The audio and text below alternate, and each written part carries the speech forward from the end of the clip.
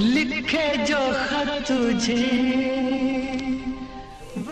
खत कब लिखे, कैसे लिखे, आज मैं आपको सिखाऊंगा लेटर लिखने की ऐसी ट्रिक कि अगर आपको इंग्लिश नहीं भी आती तब भी आप फुल मार्क्स पाओगे। एग्जाम में सबसे पहले लेटर का क्वेश्चन करके आओगे। तो आइए मेरे साथ सीखिए ये ट्रिक, फिर लिखते रहना जिसे चाहे लेटर।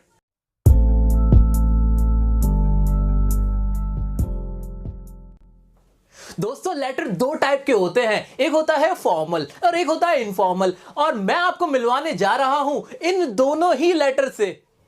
हेलो, मैं हूं फॉर्मल लेटर और मैं लोगों के बहुत काम आता हूं। किसी भी ऑफिशियल काम के लिए लोग मेरा इस्तेमाल करते हैं, जैसे प्रिंसिपल को लेटर लिखने के लिए, किसी कमिश्नर को लेटर लिखने के लिए, या किसी भी अथॉरिटी को लेटर लिखने के लिए मेरा ही यूज किया जाता है।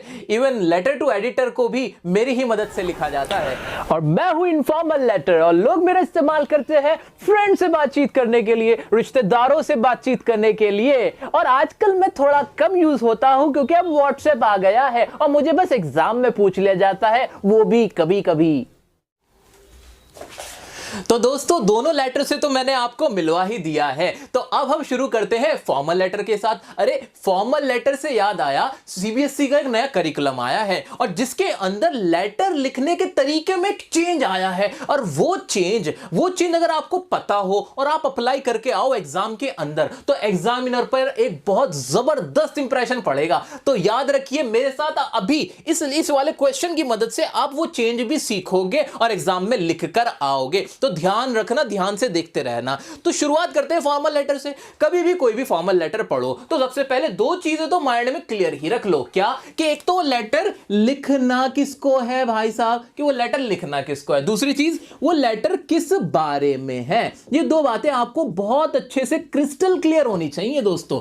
किस बारे में है, लिखना किसको है। अब मेरे सामने एक क्वेश्चन है, मैं उसको पढ़ने जा रहा हूं। तो पहला क्वेश्चन का आंसर देखता हूं मैं। Write a letter to the editor in chief of Times of India. Answer मुझे मिल गया। किसको लिखना है, टाइम्स ऑफ इंडिया के एडिटर इन चीफ को लिखना है। अब किस बारे में, वो देखो, raising concern regarding the bad conditions of roads in your city, कि आपको जो शहर है ना आपका, उसके अंदर रोड्स की हालत खराब है, उसके ऊपर आपको चिंता व्यक्त करनी है। तो ये मेरा रीजन भी मुझे पता चल गया। याद रखना ये दोनों ही बातें लेटर की शुरू की ही लाइन में होती हैं, पहली दूसरी लाइन में ही आपको आइडिया हो जाता है। तो अब हम आगे बढ़ेंगे। आगे हम क्या करेंगे, हम इसको सॉल्व करेंगे। अब सॉल्व करेंगे लेटर टू एडिटर, बड़ा टफ लगता है। अब नहीं लगेगा टफ, क्योंकि अब मैं आपको सिखाऊंगा कैसे आपको ट्रिक के साथ लेटर टू एडिटर को करना है। ऐसी ट्रिक बताने वाला हूं जो आपको लाइफ टाइम याद रहेगी। अपने बच्चों को भी सिखा के आओगे कि ऐसे ही लेटर करना। तो मेरे साथ सीखिए वो ट्रिक जो आपको फुल मार्क्स दिलाएगी।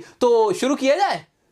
तो आइए मेरे साथ सीखिए लेटर टू एडिटर को करने की शॉर्ट ट्रिक। तो सबसे पहले आपको क्या करना है, आपको लिखना है लेफ्ट साइड पर सेंडर का एड्रेस। जी हां दोस्तों, सबसे पहले हम लिखेंगे सेंडर का एड्रेस। सेंडर कौन होता है, अरे भाई जो लेटर को सेंड कर रहा होता है, लेटर को लिखने वाला सेंडर होता है। और आपके केस में क्वेश्चन में दिया गया होता है ना, यू आर प्रेम प्रियंका, उसके बाद जो एड्रेस दिया गया होता है वही होता है हमारा सेंडर का एड्रेस, और वही आपको लिखना है यहां पर सबसे पहले। ये बात समझ में आ गई, बिल्कुल समझ में आ गई। लेकिन अगर हमारे क्वेश्चन पेपर के अंदर सेंडर का एड्रेस दिया ही नहीं गया, फिर क्या करेंगे हम, अरे फिर क्या हम यहां लिखेंगे नहीं वो, नहीं दोस्तों ऐसा नहीं करना। आपको अपने मन से जो चाहे एड्रेस यहां पे लिख देना, लेकिन ब्लैंक मत छोड़ना। इतनी बात समझ में आ गई, हमें बिल्कुल समझ में आ गई। मैं आपको एक बात बताऊं, जहां मैं रहता हूं वहां का एड्रेस ये है कि 5B/15 सुनसान गली, अंधेरी मोहल्ला,